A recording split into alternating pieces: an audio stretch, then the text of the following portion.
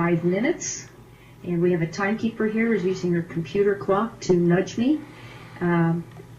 We have left off, as of yesterday, with going back to Las Vegas for those in support. And I believe we have a neutral as well. Is that right? Okay, well, let's get those neutrals out of the way, and then we'll go back to pro and con, because we do have 2 neutrals. One, former Senator Bill O'Donnell, and, oh boy, I'm going to spell this, Richard, R-Y-C-H-T-A-R-I-K, and I apologize if I've misspelled it. I didn't even attempt pronunciation. And these are both neutral parties who would like to speak, and then we'll go back to pros and cons and then come back north. And as you, again, prior to presenting your remarks, please state your name, spell your name, and if you do represent anyone, state your affiliation, and then proceed. So, Senator O'Donnell, welcome. Thank you very much, Madam Chairman. My name is Bill O'Donnell, B-I-L-L, O'Donnell, O-D-O-N-N-E-L-L. I'm representing myself and the homeowners of the Paradise Spa. I'm not getting paid. We're just a group of volunteers trying to solve a problem. I don't know if you've got my handout that I've given you. I've had it faxed up this morning. I got up at 5 o'clock this morning and wrote this email, and I hope you have it. If not, I'll start, and I want to introduce Iris Hokanson. Iris is a owner of the Paradise Spa unit number, is it 250 and 251. My comments today regard the Ombudsman's Office, the Real Estate Division, and the Senate bill that we heard yesterday. First of all, my congratulations to Senator Koenig for tackling this monumental job, and I think she did a masterful job yesterday to get this bill introduced and get the support behind it. We support this bill. There's a couple of things that we'd like to have changed in the bill, and but I want to make a point here this morning. I'm going to read to you a letter that was written by the Ombudsman's Office. Today is February 25th. This letter was written on December 29th, 2010. Dear Paradise Spa Homeowners Association Board of Directors, on or about April 5th, 2010, the division sent you a letter requesting your response to certain allegations in case number, and gives the case number, and a request for records. The division did not receive your response to the allegations, and all of the records requested. Therefore, a second request was sent, certified mail, requested on October 2nd. This letter is dated December 29th. As you have failed to respond to the letter, the division has sent on April 5th and on October 7th, a subpoena was issued to the Commission for Common Interest Communities and Condominium Hotels for you to provide all records to the division by December 17th. Please be advised that the division has received some records on December 17th, but you have failed to provide 2007, 2008, and 2009 election documents. And it goes on.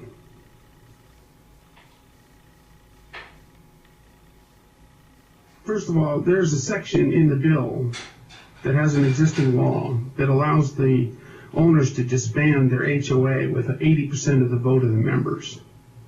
In our case, we have an investor that owns 261 of the 384 units, and if he purchases 80% of the units, he could vote to disband the HOA. The problem is we have one gas meter, and he knows it.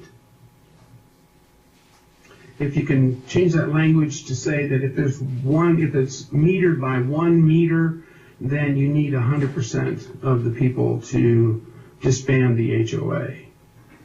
One of the biggest problems in this bill is that there's no increase in the budget for staff of investigators for the real estate division. In addition, the ombudsman can do virtually nothing. The former board would not cooperate. There have been people who have died in our complex waiting for justice. I have also enclosed a copy of the letter written by the board by the Ombudsman on October 18th. It is now the end of February and we've still heard nothing. The investigation is confidential, so they will tell us that they can't tell us anything. I've also enclosed a letter to one of our former board members regarding the cooperation of the old board about the investigation. You can see by the letter that the board has not cooperated from October 18th until December 29th, even after they were issued subpoenas for the records. I personally wrote a certified letter asking to look at all the books and records on October 2nd, 2010, and to this date, I have not been able to see the records.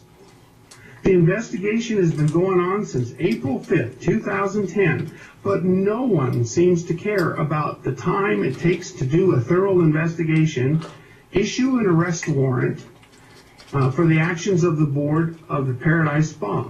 Senator And O'Donnell, frankly, Senator yes, O'Donnell, ma'am. could you kind of wrap up, because we do play pretty strictly by this 5-minute rule. If you could kind of summarize. We do have the materials that you sent. Thank you, Madam Chair. Just in summary, the association dues have not been paid to the tune of about $800,000. The units are now in foreclosure.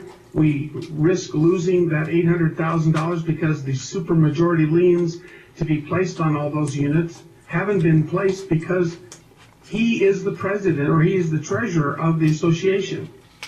The $378,000 in assessments that were made to the homeowners for reserve is gone, and there's an $842,000 check for insurance to build out 2 burned out buildings. That money is gone. And we sit here and I wrote this thing this morning and tears were coming down my eyes. These people need help. And if you pass this bill and you don't fund it, you've done nothing. You've got to fund. I'm sorry, I didn't get much sleep last night.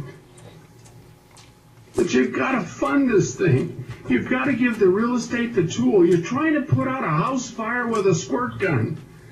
You can't do it. They're overwhelmed down there. And we need help. Thank you very much for Thank you, Senator, for sharing your story and bringing your neighbor down. Senator Koenig has something she'd like to share. Thank you, Madam Chair. Senator, you and I had a good conversation last night, and my commitment to you is that we will figure out how to get this thing moving, and I'll personally get involved. I'm going to also request that Senator Roberson work with me. That's in his district, and these are his constituents, so I think together we can get with the real estate division, figure out why this is taking so long, try to mitigate a negative outcome. I know you didn't get to say half of what is really going on there, and we'll get on it. So thank you for bringing the story forward. Thank you very much. Any additional comments or questions of the witness? Thank you again, Senator O'Donnell. We have someone else at the table as well, our neutral party. Please identify yourself and spell your name and proceed. Yes, my name is Richard Rictarik. Last name is spelled R-Y-C-H-T-A-R-I-K. I'd like to say, as a former president of 2 HOAs and actually a resident of HOAs for 40 years, and I'm currently treasurer here of the Whisper Creek Owners Association, but representing myself, there's a number of pressing problems that have to be addressed by the legislature in this session. I have a list. I've already submitted in writing some of those issues, but I also have a list here of a few that I'd like to cover, hopefully in this 5-minute period of time. In Section 5 of this bill, the removal section, it addresses that 10% or a lower amount of, depending on your CC&Rs, of homeowners can remove an individual board member. In my association, which is small, 128 homes, that means that it's possible for 23 homeowners to vote a board member out. I think that needs to be changed, at least for the smaller HOAs. It's just very difficult to deal with that kind of thing. Right now, if you change it to 50%, at least for the smaller HOAs, however that's defined, it would take 33 people to vote a member out off the board. I'll give you an example. I've been in this HOA for 10 years. In this particular case, we've had 3 board presidents removed. And the current board president has been voted out, re-elected, voted out last October, re-elected 20 minutes later, and has another recall pending. And that's because we have a 5% criteria here for these petitions, not 10%.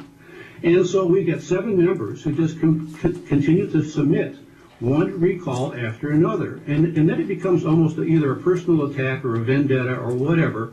But you need to really take a look at that section of the bill and maybe adjust for that or accommodate this set of issues, because 5%, 7 people out of 128 submitting these things, with the kind of apathy you get in some HOAs is just a real nuisance. I'll go on to some other issues real quickly. Board members and the board itself must notify the membership when a lawsuit or some legal action is pending. And that's fine, that's already in law. But what's not there is that when do they notify their insurance company? And that becomes an issue, because in our association, for example, that didn't happen. And so everybody assumed that an insurance company was involved in a particular lawsuit when they were. So we carried that whole burden of the financing of that. So there's a criteria here that to me that says they also have to notify their insurance company immediately upon receipt that there's an action pending. And then there's issues of collection cost. If the HOA had the same rights of collection that state and local government does for property taxes, we wouldn't be in the mess that we're in now in terms of collections. And just take, for example, when Senator Carr had a committee meeting where they cut this is 2009, where they cut the proposal for 24 months of dues collections back to 9 months. That was a real negative for small HOAs especially. If it was 24 months, we wouldn't be taking fairly rapid action to go to collections. If we had 2 years at least for our HOA to collect back dues, we wouldn't be so quick to pull the trigger to get someone into collections. And I'm going to pass on that discussion, go on to something else. When a homeowner defaults and there's a lien warning letter sent to that particular homeowner, what doesn't happen today, because it's not in law, and that is that homeowner isn't given a written statement at that point in time that says, here's what your cost can be going forward. So they get blindsided when it hits collections that the costs are astronomical. Okay? In fact, the homeowner, if it's a temporary problem they have with funding, they're better off not paying their property taxes for a period of time and pay the HOA. It's a lot cheaper in the long run. The cost for property taxes, failure to pay, is not nearly as onerous. So you need to consider that issue. And then there are other issues, like, for example, just the entire collection process. If you look at the 2 types of HOAs you have, one is gated, one is not. The gated communities pay the same property taxes, yet at the same time they have to pick up costs that's normally picked up by the local government, which is streets and lighting. So that's a hidden tax. When I'm not complaining about the hidden tax, what I want to do is I want to collect all my dues. That's the real problem here. And 9 months is not enough unless you're pregnant. That's the issue I see.